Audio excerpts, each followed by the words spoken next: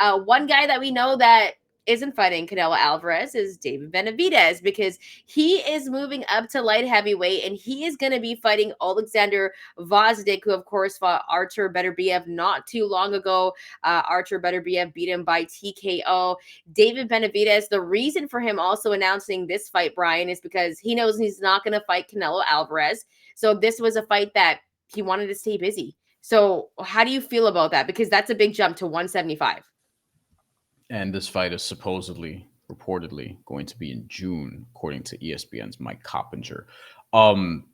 This is a good fight, actually. Like, I was kind of bummed out when I saw the report, because you want to see David Benavidez and Canelo Alvarez, and Canelo Alvarez has dabbled at light heavyweight. Maybe we could see that at 175 in the future, but I think the fight's, one, more interesting at 168, and two, less likely to happen if David Benavidez is just not going to fight him now, seemingly, right? If he's putting his ambitions towards, hey, I'm going to move up to 175, and power to him, because that dude is big for 168. We were saying it when he fought Demetrius Andrade, and it was very apparent in that bout. David Benavidez, I think this is also a great fight for him. Just facing somebody who's been a staple in the division, who has been in the ring with Artur Beterbiev, who Beterbiev did stop, but one judge had him on the scorecards, had him ahead, so it was veering towards a split decision before that. But we know Artur Beterbiev fights don't go to decision. David Benavidez also, if he does win this fight, he's going to be in a mandatory spot to challenge the winner of Dmitry Bivol and Artur Beterbiev. So I think Massive. that's according to the reports. I think that's very interesting. And I think it's also the reason why you do it. It's like, if you're not going to get the Canelo money fight now, there's a money fight waiting if you could just pass this test at light heavyweight, one that I think he should pass. So I think that's savvy business work from Artur Beterbiev, honestly. And he's been a champion of super middleweight, albeit interim, twice. He's been a champion of super middleweight.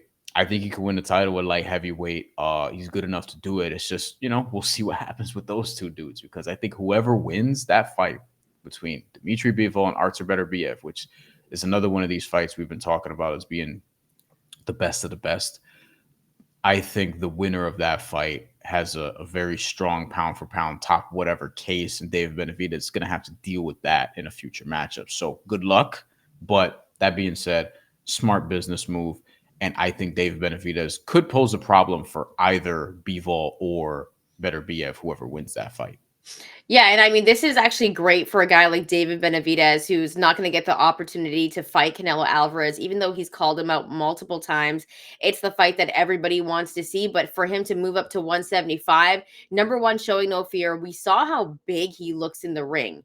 He's a big dude, but I do want to see how he fares against a guy like Alexander Gvozdyk, who does have experience of being in the ring.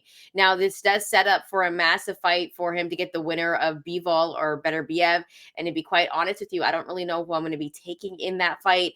Usually I go with the skilled boxer over the power puncher, but from what I saw from Artur Beterbiev in his last fight, he is very skilled, and I think people are actually sleeping on him on that front. But David Benavidez not waiting around for Canelo Alvarez, and I think this makes all the sense in the world. If Canelo is saying that he's not going to fight you, why wait around and waste time? You want to stay busy, you want to stay active, and I think this is a great opportunity for the monster. I didn't actually expect him to move all the way up to light heavyweight. I'm kind of shocked that he did that, but the fact that he's ready to go to 175 and show out in that division. The one thing that I will say is, Bryan, you kind of mentioned something earlier, like you think he'll be able to handle this opportunity against Alexander Gvozdyk pretty well. I don't want to even say that, because we thought that about Canelo Alvarez against Bivol. Like, a lot of people thought that Canelo Alvarez was going to come up to light heavyweight, which, by the way, Canelo dabbled in light heavyweight before, had a pretty good performance, but Bivol is a different monster. I don't know how he's going to fare against Gvozdyk, because we know how good the monster is, but moving up one weight class is a lot, and moving up to light heavyweight is no joke. So this is going to be power that he faces that is serious, because Gvozdyk does have power. Remember, before he fought Artur Beterbiev, I believe he was undefeated. He knocked out Adonis Stevenson. So this is going to be a very, very tough test for the monster. And if anything, if he gets past Gvozdyk, it's just more cachet to his name, which builds an even bigger fight if he does get the winner of Bivol and Beterbiev. Any final thoughts, Bryan, before we move on to the next fight that was reported? Yeah, I mean, look, Vosdick has some impressive knockouts in his career.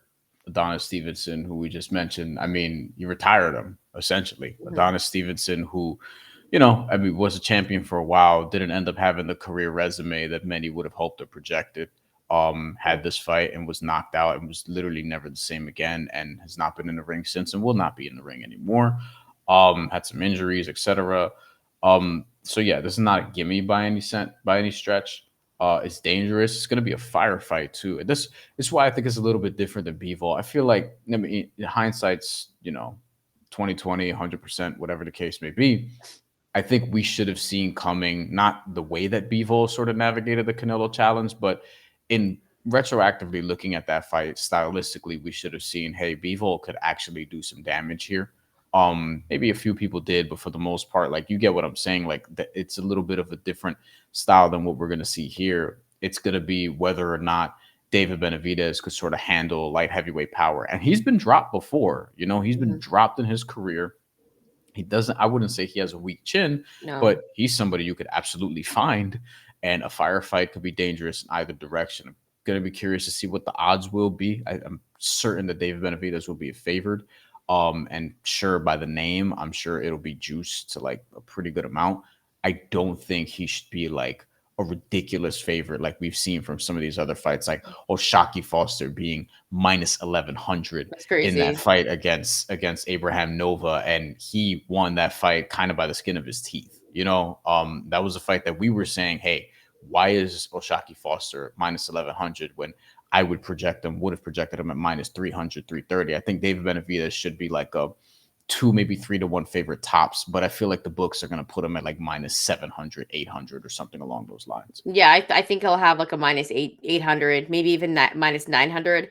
I would be shocked to see him at like a minus 1250 or something. That would be disrespectful. I do want to say though, there are some interesting names at light heavyweight. And also, if he doesn't get the Bivol and Better BF fight, you never know what happens. There's a guy named Anthony Yarde that he could fight. Ooh, another There's firefight. yeah, there's also a guy named Buatsi that a lot of Euros love, right? Yes, They love Joshua him. Buatsi. Yes. So I think the division itself is really interesting. If David Benavidez wasn't going to get the winner of Bivol and Beterbiev, and you never know because there are guys ranked ahead of him. This would be his first fight at light heavyweight, so I think it's interesting nonetheless. And I do want to see how he fares in this fight. But good on David Benavidez for not waiting around for Canelo to be like, you know what, I'm finally going to fight you, because we know that he's not in Canelo's plans. Your thoughts on David Benavidez fighting Alexander Vosdick instead of Canelo Alvarez? Let us know your thoughts on what you think about him moving up to light heavyweight.